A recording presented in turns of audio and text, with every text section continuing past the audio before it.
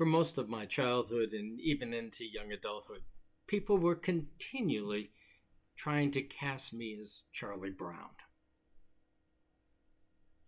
Sometimes they did it quite literally, offering me roles on stage. What did they see? Was I that melancholy and forlorn that I present this hapless, hopeless character? Could not they see the Snoopy that dwelt inside of me, that was constantly going off on adventure and playing the fool? I guess not. But in the end, I have come to realize I probably wasn't Charlie Brown or Snoopy. If I had to pick a character from Peanuts that most fits, it would probably be Linus. I remember I was probably 8 or 9 when I first saw Charlie Brown's Christmas. That was really my introduction to Peanuts. And when Linus steps on stage at the end of that episode and begins to recite the Christmas story, I wept. I didn't even know why.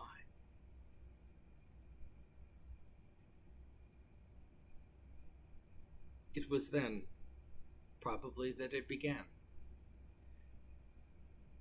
That I realized my call was to tell stories. My English teacher in high school nicknamed me the bucolic bard. It took me decades to figure out exactly what he meant by that. I was the country storyteller. And I guess if I had to pick an identity, that's not a bad one. Because stories are so important in our lives. It's how we learn about who we are. It's how we learn about what family is about what nation, communities. Stories socialize us. They educate us. They challenge us. They entertain us. They shape us. This is a season of stories.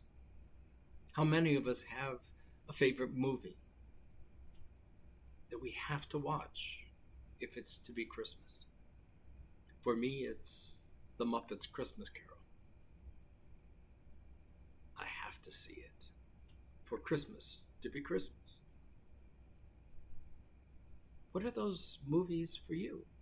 Or do you have a favorite story that you read?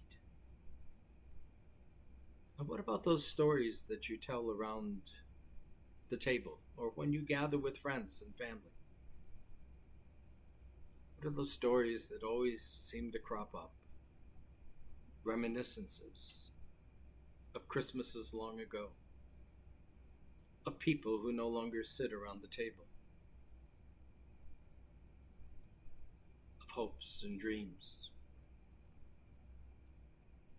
What are the stories that shape this season for you and that shape who you are? We bring those stories with us tonight as we listen to another story. That story that has drawn us here. And so as we continue through this season,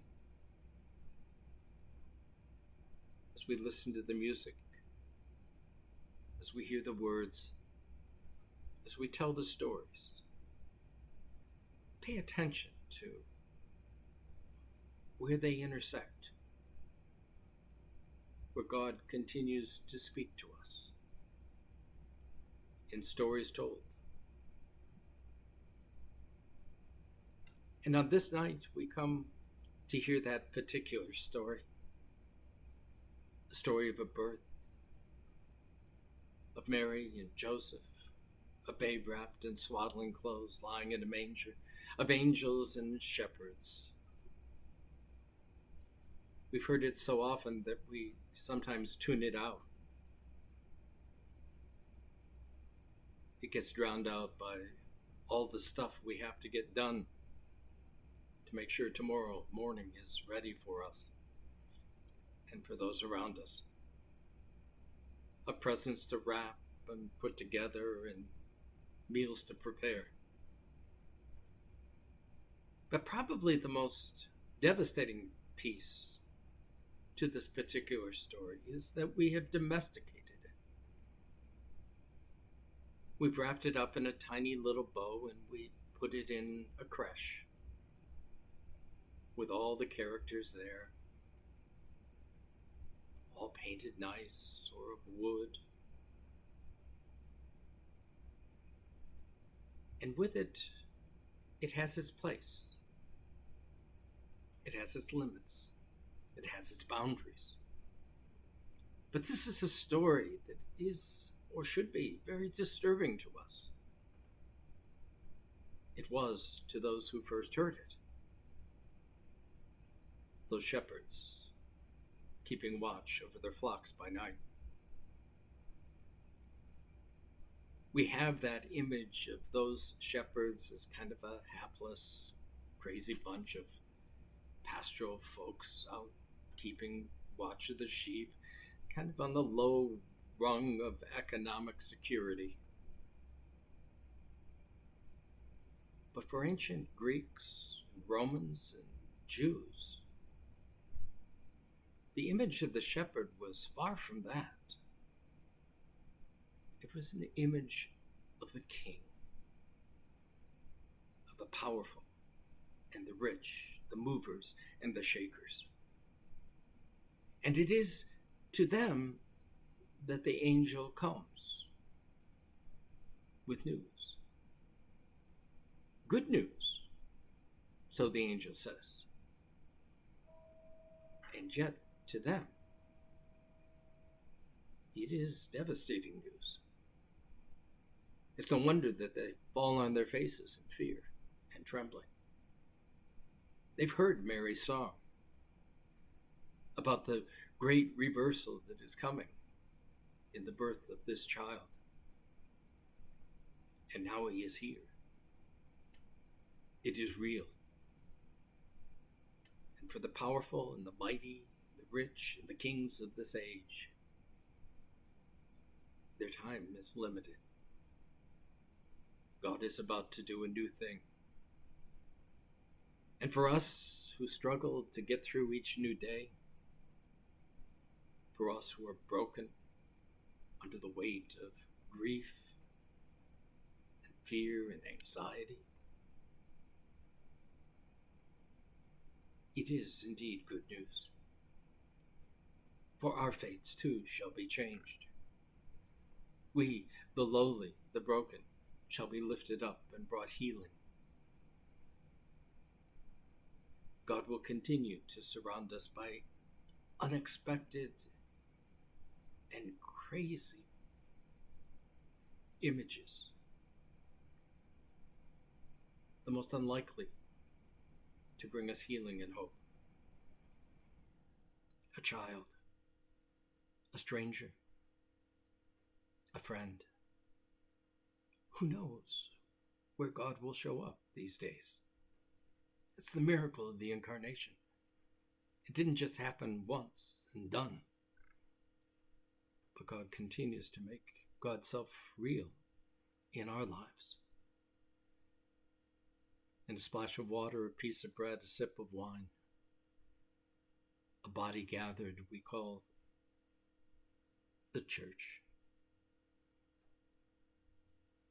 God continues to visit us again and again in the midst of our crazy stories, reminding us again and again of the true meaning of this season. As my friend Linus once said, there were shepherds in the fields watching their flocks by night, And lo, the angel of the Lord came among them, and they were sore afraid. And the angel said, Do not be afraid, for behold, I bring you tidings of great joy. For unto you is born this night in the city of Bethlehem a Savior, who is Christ the Lord. Silent night, holy night, all is calm, all is bright, round John Virgin, mother and child, holy